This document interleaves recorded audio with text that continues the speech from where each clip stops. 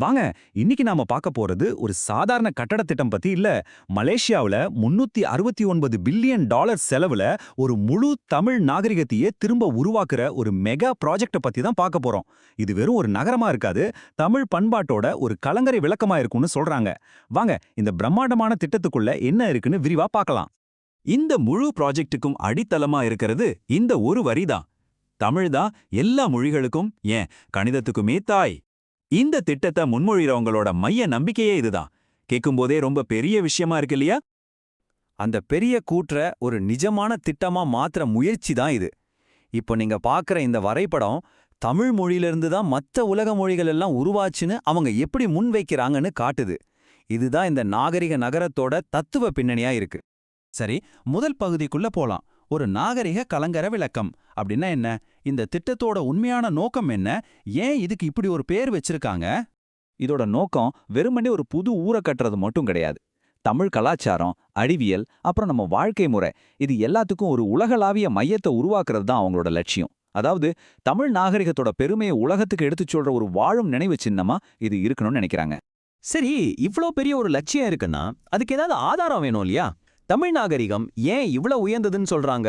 வாங்க, அதுக்கு அவங்க சொல்ற அடிப்படை காரணங்களை பார்க்கலாம். இந்த முழு திட்டமே ஒரு 16 குறிப்பிட்ட அளவுகோல்கள் மேல தான் கட்டப்பட்டிருக்கு. இந்த அளவுகோல்கள் தான் அவங்க வாதப்படி தமிழ் நாகரிகத்தோட தனித்துவத்தை உலகத்துக்கு நிரூபிக்கிற விஷயங்களாம். அந்த 16ல சில முக்கியமான உதாரணங்களை இப்போ பார்க்கலாம். பல்லாயிரம் வருஷம் பழமையான தொல்பொருட்கள் கிடைச்சிருக்கு. இன்னைக்கு வரைக்கும் நாம பேசிட்டு இருக்கிற இந்த மொழிக்கு ஒரு தொடர்ச்சி இருக்கு. உலகத்தோட முதல் இலக்கண நூலான தொல்காப்பியம் நம்ம மொழிதான். அப்புறம் மருத்துவத்தையும் வானியலையும் ஒன்னா இணைச்ச சித்தர் நூல்கள். இப்படி பல காரணங்களை அவங்க முன்வைக்கிறாங்க. இந்த திட்டத்தோட நோக்கத்தையும் அதுக்கு பின்னாடி இருக்கிற கொள்கைகளையும் பார்த்துட்டோம். இப்போ வாங்க, இதோட பிரம்மாண்டமான கட்டமைப்பு, இதுக்கு எவ்வளவு செலவாகும், அந்த நிதி திட்டம் எப்படி இருக்கும்னு பார்க்கலாம். முதல்ல இந்த நகரத்தை கட்டுறதுக்கு முன்மொழியப்பட்ட நிலப்பரப்பு மட்டுமே 1369 ஏக்கர். யோசிச்சு பாருங்க, இதுக்குள்ள மலைகள், அருவிகள் கூட அடங்கும்னு சொல்றாங்க. எவ்வளோ பெரிய இடம்! இப்போ இந்த நிலத்துல செயல்படுத்த போற திட்டத்தோட மொத்த மதிப்பு 369 பில்லியன் அமெரிக்க டாலர்கள். இந்த மிகப்பெரிய முதலீட்ட 3, 6 அப்புறம் 9 வருஷம்னு பல கட்டங்களா செய்ய போறாங்களாம். இந்த மொத்த பணமும் ஒரே நேரத்துல வராது. முதல்ல $1 மில்லியன் விதை நிதியில ஆரம்பிச்சு அடுத்த 9 வருஷத்துல படிப்படியா முழு திட்டத்தையும் முடிக்கிற மாதிரி தான் இதை வடிவமைச்சிருக்கிறாங்க. சரி, இந்த 3169 ஏக்கர்ல 369 பில்லியன் டாலர் செலவுல அப்படி என்னதான் இருக்க போகுது? வாங்க, அந்த உலகத்துக்குள்ள கொஞ்சம் ஜூம் பண்ணி பாப்போம். இங்க பாருங்க, இவங்களோட பார்வை எவ்வளோ விரிவானதுன்னு.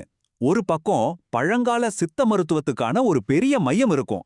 இன்னொரு பக்கம் லேட்டஸ்ட் ஆர்டிஃபிஷியல் இன்டெலிஜென்ஸ்க்கான டெக்னாலஜி சென்டர் இருக்கும். நம்ம தற்காப்பு கலைகளான சிலம்பம், வர்மக்கலைக்கெல்லாம் அகாடமி, அப்புறம் இயற்கையோட இணைந்த வாழ்க்கை முறைக்கான வீடுகள்னு பலதரப்பட்ட வளாகங்கள் இதுல அடங்கும். முக்கியமா இந்த வளாகங்கள் எல்லாம் தனித்தனியா செயல்படாது.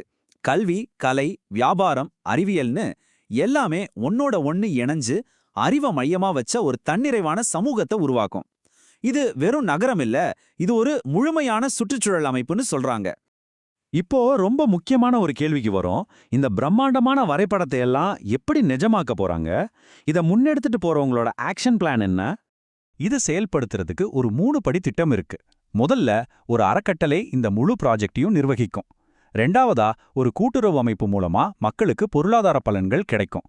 மூணாவதா, இதுக்கு தேவையான நிலத்தை அரசாங்கம் ஒரு பண்டைய மரபின் பரிசா கொடுக்கணும்னு கோரிக்கை வச்சிருக்காங்க. இந்த திட்டத்தை மலேசியால கட்டுறதுக்கு தான் முதல் வாய்ப்பு கொடுக்கப்பட்டிருக்கு.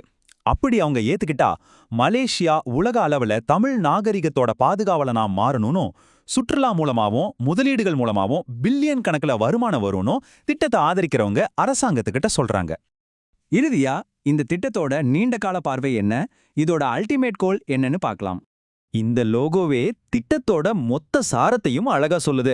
இது வெறும் மலேசியாவுக்கான ஒரு திட்டம் இல்ல, இது ஒட்டுமொத்த மனித குலத்துக்கும் கொடுக்கப்படுற ஒரு நாகரிக பரிசா இருக்கணும் அப்படின்றதுதான் இவங்களோட இறுதி நோக்கம். இந்த விளக்கத்தோட இறுதியில ஒரு முக்கியமான கேள்வியோட உங்களை விட்டுட்டு போறேன். இவ்வளவு பெரிய லட்சியங்களோட முன் வைக்கப்பட்டிருக்கிற இந்த நாகரிக கலங்கர விளக்கம் நிஜமாவே கட்டப்படுமா? ஒருவேளை கட்டப்பட்டா அது இந்த உலகத்துக்கு என்ன மாதிரியான ஒரு வெளிச்சத்தை காட்டும்? நீங்க என்ன நினைக்கிறீங்க?